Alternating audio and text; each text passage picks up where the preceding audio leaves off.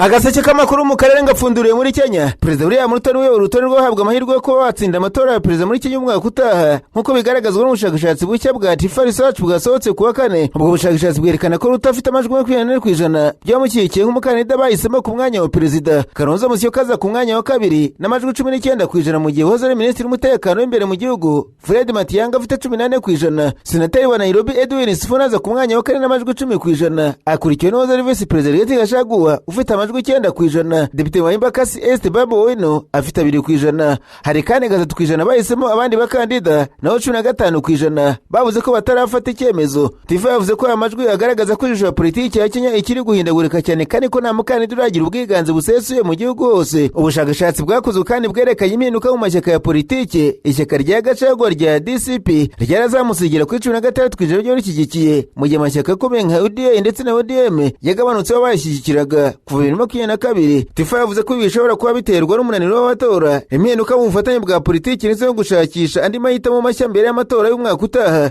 Ubwo bushakashatsi bwakorewe ku bantu 2013 bo mu bice bitandukanye bya Kenya. Naho Sena ya Kenya yabwira urukiko ko igikorwa cyo kweguza uwari vice president wa Kenya Rigathi Gachagua cyakoze mu buryo bworoheje itegeko nshinga ndetse n'amategeko agenga imikorere yayo. Abanyamategeko bagaragaye Sena bavuze ko kwigiranya n'urukiko cyangwa se komisiyo iburanisha ari ukwibeshya, kuko Sena ifite inshingano zihariye zo kugenzura ibikorwa bya leta nk'uko biteganywa n'itegeko nshinga. Bavuze bati Sena yakurikije itegeko nshinga mu buryo bwose. Urukiko rwabwiwe kandi ko nta makosa yabaye mu gutangiza no gutunganya icyifuzo cyo kweguza Gachagua, ndetse ko igitekerezo kivuga ko icyo cyifuzo cyagomba kumara amezi 6 kigibwaho impaka kidafite ishingiro mu mategeko. Ibi byavuzwe mu gihe urukiko rukomeje kuburanisha ibirego bishinja inteko ishinga amategeko kutubahiriza ibisabwa n'itegeko nshinga mu gihe cyo kweguza Gachagua.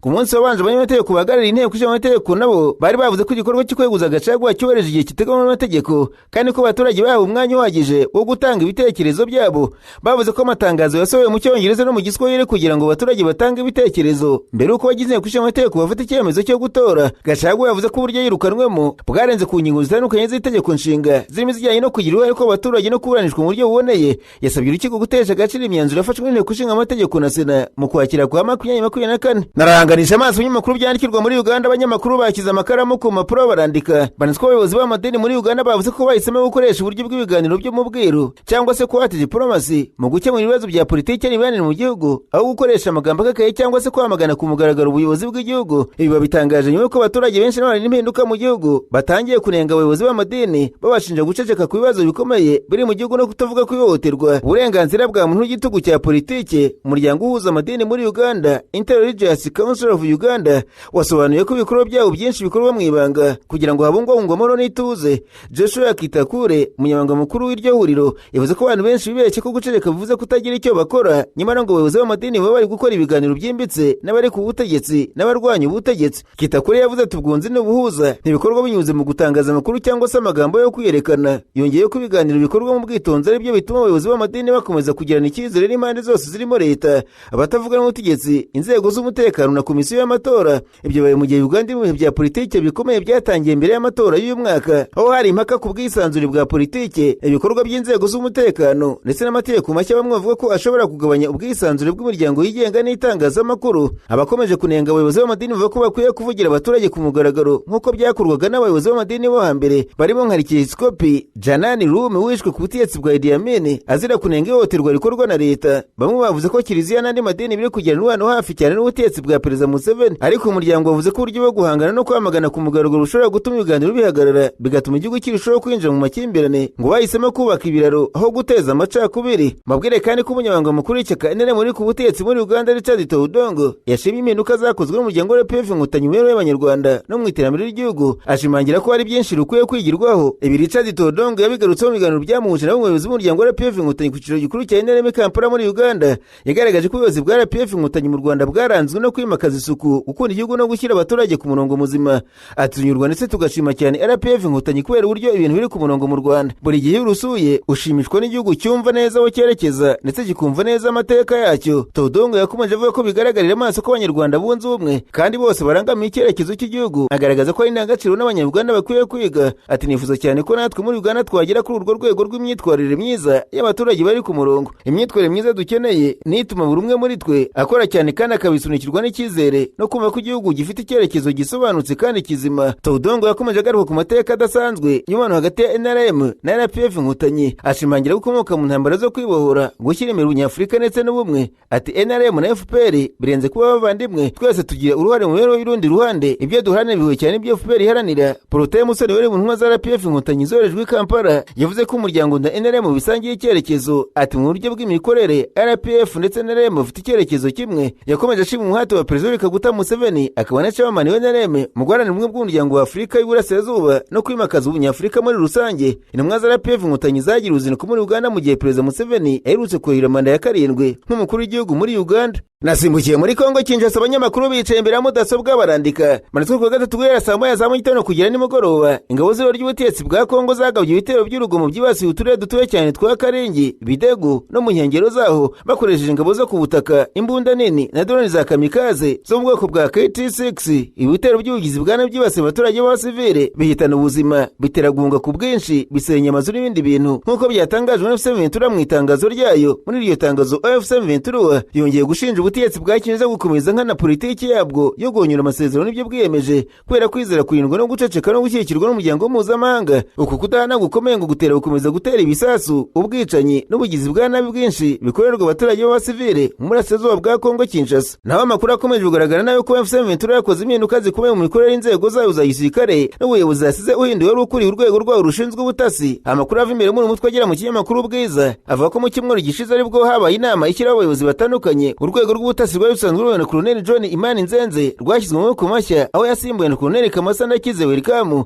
Nzenze yisohorezwa gukorera mu bice bya Walikare. Colonel Kamasa yari asanzwe ari umuvugizi wa gisirikare w'umutwe wa MLDP twirwaneho maze igihe waramuje imbaraga na FC23. Amakuru akomeza avuga ko impinduka zanagiye no kuvuga ubuyobozi bwa diviziyo zitandukanye zikorera mu bice bitandukanye mu burasirazuba bwa Kongo Kinshasa. Diviziyo ya mbere ikorera mu gice cy'amajyaruguru Rubero, Rucuru na Nyiragongo yahawe General de Brigade Baudouin Ngaruye, mu gihe diviziyo ya kabiri ikorera muri Masisi yahawe General de Brigade Justin Gaceri Musanga. Diviziyo ya gatatu yahawe General de Brigade Byamungu. Naho ibikorwa bya gisirikare byo muri Sud Kivu na Minembwe bikirwa mu nshingano za General de Brigade Sherese Matama wari usanzwe uri umuyobozi w'igisirikare cya twirwaneho. Amavugurura kandi yanagize mu rwego rw'imiyoborere ya politiki n'ubutegetsi bw'uyu mutwe, aho ministeri zayisanzwe ari ebyiri zongewe zikagera ku 9 ndetse no muri za biro zitandukanye naho hagiye hahindurwa abakozi mu myanya. Agaseke k'amakuru mu karere gafunikiriye mu rundi abanyamakuru bakoze ba muri Norandika. Manitswe mu ntara ya Burunga mu Burundi havugwa ibikorwa bikomeye by'ihohoterwa n'iyicaruzi bivuga ko byakozwe n'abasirikare bo mu ngabo z'u Burundi nk'uko byatangajwe n'ikinyamakuru SOS Media Burundi. Inkuru ivuga ku manza ebyiri zikomeye zashyize mu mu basirikare bakuru bakekwa gukorera abaturage ihohoterwa rikabije ririmo gukubita,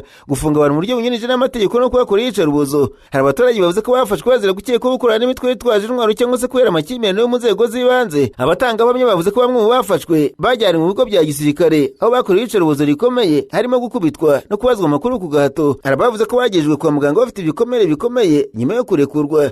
Inkuru kandi yavuze ko ari impungenge zo kuba mu bayobozi b'inzego z'umutekano bashobora kuba bafite ubudahangarwa kuko nta pereza ryigenga riratangazwa ku mugaragaro kuri ibyo birego. Abarengera uburenganzira bwa muntu basabye ko hakorwa iperereza ryimbitse kandi ryigenga kugira ngo babigizemo uruhare baryozwe ibyo bakoze. Imiryango irengera uburenganzira bwa muntu kandi ikomeje kugaragaza impungenge ku bibazo by'ihohoterwa n'ifungwa rinyuranyije n'amategeko bikomeje kuvugwa mu Burundi, cyane cyane mu bice birimo ibikorwa bya gisirikare cyangwa se umutekano muke. Nubwo bimeze gutya ariko mu ntara y'Ibitoke mu Burundi abagore benshi bakomeje kwigaragaza mu buyobozi no mu bikorwa by'iterambere n'ubwo bahura n'imbogamizi zitandukanye zirimo ubukene, ihohoterwa rishingiye ku gitsina n'umuco babuza kugira ijambo rikomeye mu nzego zifata ibyemezo. Ansiri Cishatse, umwe mu bayobozi mu nzego z'ibanze muri zone y'Ibitoke, yavuze ko abagore bagize uruhare rukomeye mu gushishikariza abandi kwitabira amatora no kwiyamamaza kugira ngo babahagarire neza mu buyobozi. Yavuze ko yakomeje ibikorwa byo gushimangira ubushobozi bw'abagore kugira ngo bashobore kugira uruhare mu iterambere ry'imiryango yabo n'iry'igihugu. Inkuru y'ikinyamakuru Iwacu Burundi igaragaza ko nubwo ari intambwe imaze guterwa, abagore bagira n'ibibazo byinshi birimo ihohoterwa rikorerwa mu ngo, gushyingirwa imburagihe kw'abakobwa ndetse no kudahabwa amahirwe angana n'ay'abagabo mu buyobozi. Hari abagore bavuze ko mbere batinyaga kuvuga ihohoterwa ribakorerwa, ariko ubu ngubu bamwe batangiye kujya barega babikora ndetse no gushaka ubutabera. Abagore muri ako gace kandi bavuga ko bashyize imbaraga mu burezi bw'abakobwa kugira ngo bazabashe kugera ku rwego rwo hejuru rw'amashuri no kugira uruhare mu nzego zifata ibyemezo. Basaba ko bakomeza ubukangurambaga bw'abagore ijambo no kubafasha kwigira mu bukungu. Iyi nkuru inagaruka ku mbogamizi z'ubukungu zugarije urubyiruko n'abagore muri Cibitoke zirimo ibura ry'amashanyarazi, ifungwa ry'imipaka n'umutekano muke mu bihugu bituranye. Ibintu byagize ingaruka ku bucuruzi bwambukiranya imipaka bwari butunze benshi muri bo. Mu mahanga, Minisitiri w'Intebe wa Israel Benjamin Netanyahu yavuze ko mu ntambara bimaze iminsi banganyemo na Irani yagira uruzinduko rw'ibanga muri Leta Zunze z'Abarabu biteza urujijo kuko icyo gihugu cyabyamaganiye kure. Na mu tumwiro bya Minisitiri w'Intebe wa Israel byatangaje binyuze kuri X ku mugoroba ku wa gatatu byavuze biti hagati muri Operation Rolling Lion.